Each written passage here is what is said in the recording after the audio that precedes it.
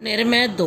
एक ऐसे त्रिभुज की रचना करें जिसकी एक भुजा की लंबाई, इसमें भी आप 6.2 सेंटीमीटर नोट कर लीजिए, भुजा की लंबाई 6.2 सेंटीमीटर तथा जिसके आधार एवं क्षेत्रफल एक दिए हुए त्रिभुज ए व स के क्षेत्रफल और आधार के क्रम से बराबर हो। ऐसा आपको त्रिभुज बनाना है जिसका आधार और क्षेत्रफल, एक त्रिभुज दिया गया है ए व स प्रश्न में त्रिभुज दिया गया है।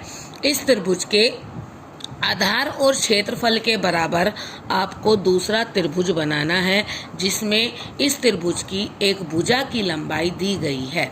अब इस प्रश्न को कैसे करेंगे? सबसे पहले एक दिया हुआ त्रिभुज, जितना का आपको एक त्रिभुज इसमें बनाना है,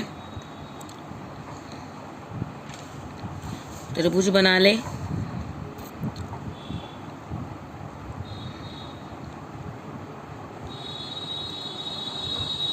त्रिभुज ए व स, एक त्रिभुज बना लिया, त्रिभुज ए व और स।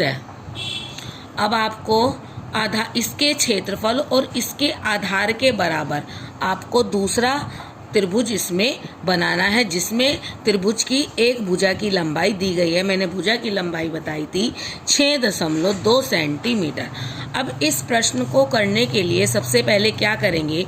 रेखा, नीचे जो आधार रेखा दी गई है बैस है, इस रेखा के समांतर जो ये त्रिभुज का ऊपर वाला पॉइंट है, इस रेखा के समांतर बिंदु ए से एक रेखा खींचनी है, रचनात्मक रेखा य और र।